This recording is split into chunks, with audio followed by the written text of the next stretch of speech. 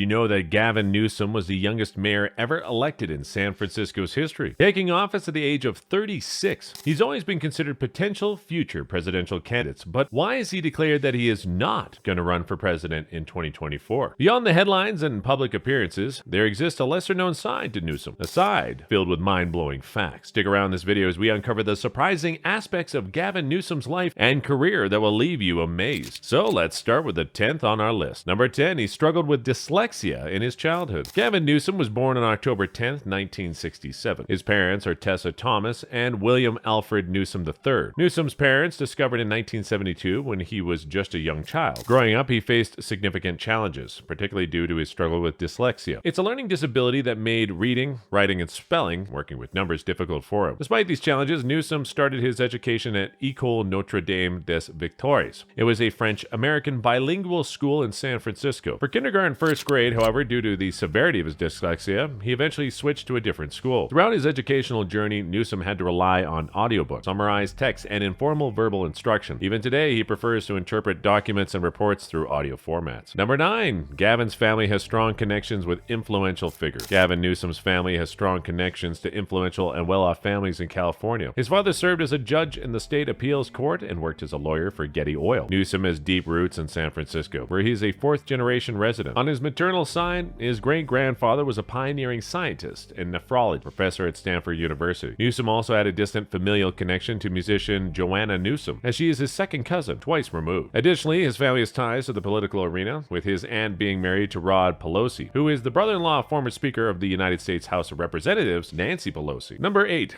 He has been the youngest mayor in San Francisco's history. In 2003, Gavin Newsom made history by becoming the youngest mayor ever elected in San Francisco's political history. At just 36 years old, he brought new ideas and a vision for San Francisco. During his time as mayor, Newsom addressed several crucial issues in San Francisco, particularly homelessness and same-sex marriage. He also introduced innovative policies related to healthcare, environmental sustainability, and technology. He successfully addressed concerns of the city's diverse population. It contributed to his popularity and success in office. This historical election and Newsom's subsequent term as mayor acted as a launching point for his future political career. It propelled him onto the state and national stages, eventually leading to his current position as the governor of California. Number 7, he supports same-sex marriages. While serving as San Francisco's mayor in 2004, he took a significant step in support of marriage equality. It became a defining step in his political career in the fight for LGBTQ+ rights. In February 2004, Mayor Newsom chose to issue marriage licenses to same-sex couples in San Francisco. This license changed California state law that defined marriage as only between a man and a woman. Couples from diverse backgrounds flocked to San Francisco to tie the knot. The ensuing legal battle resulted in the California Supreme Court ultimately ruling Newsom's actions as unconstitutional, thus nullifying the marriages that had occurred. Gavin Newsom's early advocacy laid the groundwork for subsequent legal battles and ultimately the landmark 2015 Supreme Court decision that legalized same-sex marriage across the nation. Before we move ahead to number 6, if you are enjoying this video, show your support by subscribing to our channel, as it helps us make more videos for you. Number 6, he divorced Kimberly Guilfoyle because they lived on different coasts. Gavin Newsom and Kimberly Guilfoyle was once a well-known couple in San Francisco. They both had successful careers before getting married in December 2001 at the St. Ignatius Catholic Church. Newsom was in politics, serving as San Francisco's mayor, later becoming California's governor. Meanwhile, Guilfoyle had a career in television news, working at Fox News and hosting shows like The Lineup and The Five. However, a bit over 3 years after their wedding in January 2005, they jointly filed for divorce. They mentioned the demands of their careers and the challenge of living on different coasts as reasons for their separation. The divorce was officially settled on February 28, 2006. Following their divorce, Newsom began dating actress and filmmaker Jennifer Siebel, eventually marrying her in 2008. On the other hand, Guilfoyle married businessman Eric Valenci in May 2006, but they divorced in November 2009. She later dated Donald Trump Jr., and they got engaged on December 2020. Number 5, his wife Jennifer Siebel Newsom accused Harvey Weinstein of sexual assault. Jennifer Siebel Newsom and Gavin Newsom first met on a blind date set up by a mutual friend at the Yerba Buena Center for the Arts on October 2006. The relationship quickly grew, and they got engaged in January 2008. They exchanged vows in July of that same year at Jennifer's parents' ranch in Stevensville, Montana. Since then, Jennifer and Gavin Newsom have been happily married and have 4 children together. Apart from her family life, Jennifer Siebel Newsom has been actively involved in advocating for various causes, including gender equality and women's empowerment. She's known for her documentary film, Misrepresentation, which delves into how the media's portrayal of women affects their representation in leadership roles. Jennifer Siebel Newsom was one of the accusers in the 2022 LA criminal trial involving Harvey Weinstein. She testified that in 2005, Weinstein had sexually assaulted her in a hotel room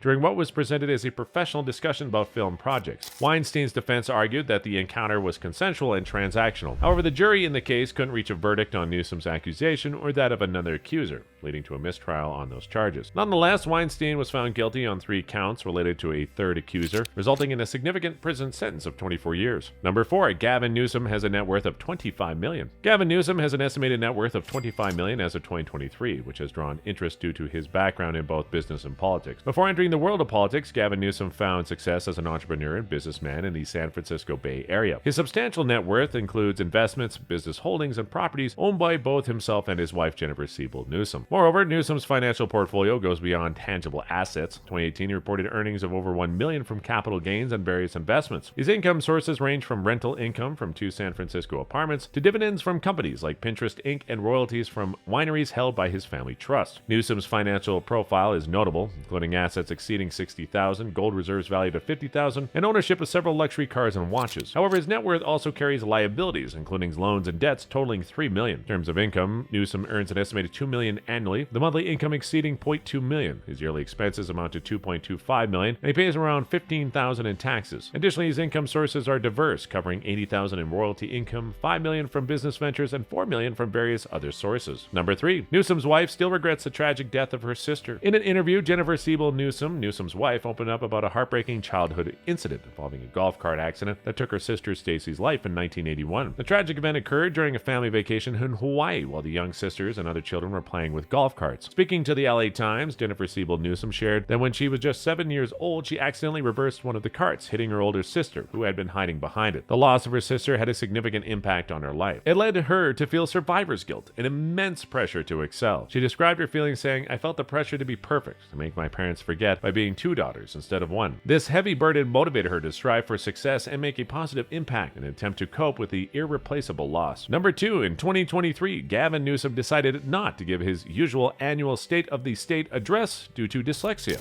As we have discussed, scripted speeches have been challenging for Newsom in the past due to his dyslexia, making it difficult for him to read from a teleprompter or notes, which can be an obstacle during formal speeches. Instead, he often relied on memorization to deliver speeches and public appearances without relying extensively on written material. In 2023, he couldn't give his usual annual State of the State address due to the dyslexia. Instead, he went on a statewide tour to discuss his policy agenda. To accommodate his condition, in the previous year, 2022, Newsom had chosen an auditorium with a larger screen for his speech, allowing him to read more comfortably. However, in 2023, he opted for a different approach. Instead of dealing with scripted speeches, Newsom intended to communicate with Californians through a more informal statewide tour. This decision aligned with his commitment to finding effective ways to connect with voters and address their concerns directly. By skipping the traditional State of the State address in 2023, Newsom was able to engage with communities and lawmakers in a more personal manner. Number 1, Gavin Newsom wants to see Joe Biden as the United States president in 2024. Recently, Gavin Newsom has officially ended speculation about a potential run for the presidency in 2024 and declared his support for President Joe Biden. During an interview with NBC's Meet the Press host Chuck Todd, Newsom emphasized his commitment to President Biden seeking re-election. He said that it was time to move beyond any doubts about President Biden's candidacy. He acknowledged that there had been much discussion and uncertainty recently, but highlighted that the campaign was gearing up with enthusiasm for the upcoming race. Addressing donors who may have been considering alternative candidates, Newsom's message was clear: time to move on, let's go. Governor Newsom has long been a notable figure in discussions about potential future Democratic presidential candidates. He is recognized for his progressive stance on issues like education and immigration, and has gained national attention for his leadership and occasional disagreements with figures like Florida Governor Ron DeSantis. If you found it informative and interesting, make sure to subscribe if you haven't already, and leave a thumbs up and a comment to share your thoughts.